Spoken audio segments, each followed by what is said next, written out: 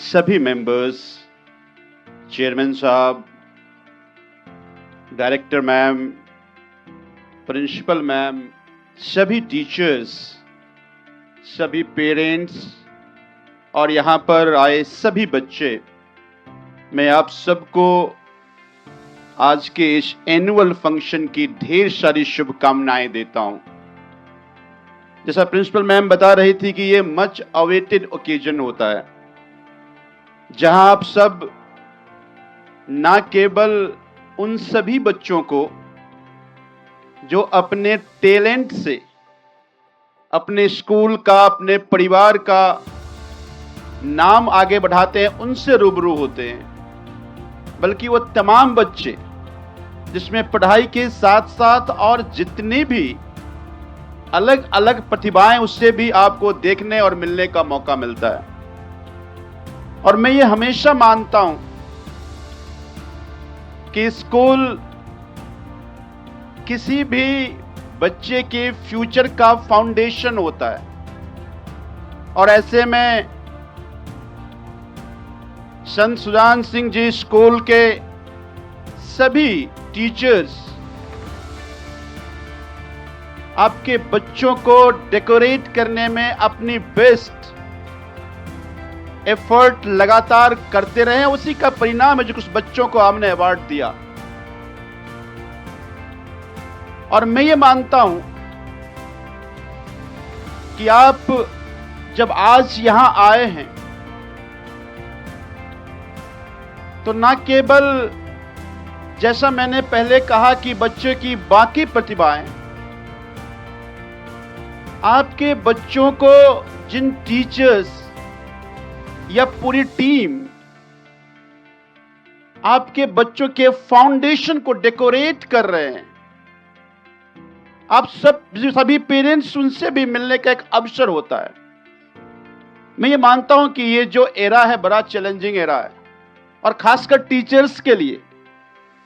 अब ये समय चैट जीपीटी का है, तो अब चुनौती ये नहीं है कि बच्चों को जानकारी क्या देनी है, बच्चों को सही जानकारी कितनी देनी है, उस चैलेंजेस से टीचर जूझते हैं। मैं ये मानता हूं कि जब टीचर्स क्लासेस में जाते हैं, सीनियर बच्चों के पास मोबाइल है, चैट जीपीटी है, वो तमाम जानकारी कुछ ज्यादा इकट्ठा करके आता है, तो वो टीचर्स की जिम्मेदारी है कि कितनी सही जानकारी वो रखे और कितने बच्चों के लिए जरूरी है।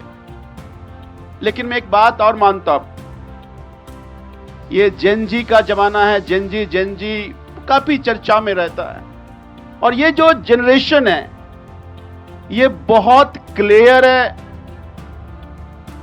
और इनको क्या करना है उसमें बहुत ज्यादा गाइड करने की आवश्यकता नहीं है। तो इन बच्चों को जो जिस सब्जेक्ट या फील्ड में अच्छा कर रहा है, हम सब की जिम्मेदारी है कि उसको वहां अच्छा करने का अवसर हम दें। जिस स्कूल के प्रेमिसेस में आज हैं, यहां के स्पोर्ट्स बहुत अच्छे हैं और बच्चे स्पोर्ट्स में अच्छा कर रहे हैं, तो आज ऐसा नहीं है कि किताब में कोई या सब्जेक्ट में या अपने क्लासेज में अच्छा नंबर लाया तो वही सक्सेस है। और अभी प्रिंसिपल मैम बता रही थी कि 12th में 100% रिजल्ट आया। एक बार जोरदार ताली तो बजता है पूरी टीम के लिए, प्रिंसिपल मैम की, पूरी टीचर्स की, आप सबको ढेर सारी शुभकामनाएं। तो मैं ये मानता हूं कि जब हम यहां स्कूल में हैं, आप पेरेंट्स हैं, टीचर्स हैं, मैं एक इलेक्टेड रिप्रेजेंटेटिव हैं, अलग अलग स्कूल के प्रिंसिपल्स आए, हम सब की जिम्मेदारी, हम सब स्टेक होल्डर हैं इन बच्चों के फ्यूचर को अच्छा करने के लिए, बेटरमेंट के लिए। तो ऐसा नहीं है कि केवल अपनी स्कूल जिम्मेदारी ठीक से कर ले बच्चा अच्छा कर लेगा। जिम्मेदारी तो पेरेंट्स की भी है कि 8 घंटे के बाद जब वो 16 घंटे बच्चे पेरेंट्स के साथ है, तो पेरेंट्स पेरेंटिंग कितने अच्छे से कर रहे हैं। हालांकि मैं एक बात बता दूं कि अब पेरेंटिंग की भी क्लासेज होते हैं और मुझे लगता है कि यह जरूरी भी है कि पेरेंटिंग एक बहुत बड़ा आर्ट है। कई बार लगता है कि हमारे पास बहुत पैसे हैं, हमने अच्छे स्कूल में एडमिशन करा दिया, टीचर्स अच्छे रख लिए, जरूरी नहीं है कि बच्चा अच्छा करेगा। उसकी पेरेंटिंग कितनी अच्छी हो रही है, अपने बच्चों से कितना अच्छा बात कर रहे हैं, वो सबसे जरूरी है। ये बच्चे जो हम सोचते हैं, जो हम समझते हैं, उससे कहीं ज्यादा आगे हैं। बातचीत करने की जरूरत है। अगर आपने बातचीत नहीं किया तो फिर उतना ही नुकसान भी हो सकता है। तो मैं ये उम्मीद करता हूं कि एक सही parenting, being a representative, being a government की भी उतनी ही जिम्मेदारी है। अगर हम सब ने सही सही अपनी जिम्मेदारी को निभाया तो हम एक अच्छे सिटीजन को तैयार कर पाएंगे। नहीं तो उसके दूसरे पक्ष भी है, क्योंकि जब तक बच्चा स्कूल में होता है वो बड़ा आइडियल है, उसका ना तो कोई कास्ट है ना कोई रिलीजन है, ह्यूमैनिटी उसकी रिलीजन है। पर कई बार जब वो समाज में चला जाता है तो उसका रूप बड़ा विकृत हो जाता है। तो फिर कमियां कहां हैं? हम स्कूल को तो दोष नहीं दे सकते ना, फिर तो कमी सोसाइटी की है कि जो आइडियल बच्चा स्कूल से निकला फिर कभी वो कास्टिस्ट कैसे हो जाता है, वो एक्सट्रीमिस्ट कैसे हो जाता है। तो बीइंग अ सोसाइटी हमारी भी उतनी ही जिम्मेदारी है। मैं उम्मीद करता हूं कि हम सब लोग जिस तरह का परिवेश बनाएंगे उसी तरह का सिटीजन तैयार होगा।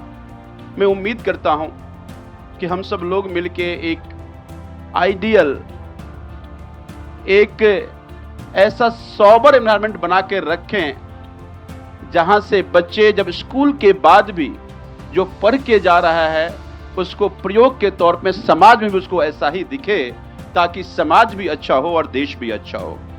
तो ज्यादा न कहते हुए मैं आप सबको ढेर सारा साधुवाद और धन्यवाद देता हूं फिर से पूरी टीम को, चेयरमैन साहब को, कि आप सब ने मुझे बुलाया, आप सब लोगों से मिलने का मौका मिला। ऐसे ही मिलने का अवसर मिलता रहे ताकि हमें भी आप लोगों से सीखने का मौका मिले। बहुत बहुत धन्यवाद, ढेर सारा आभार।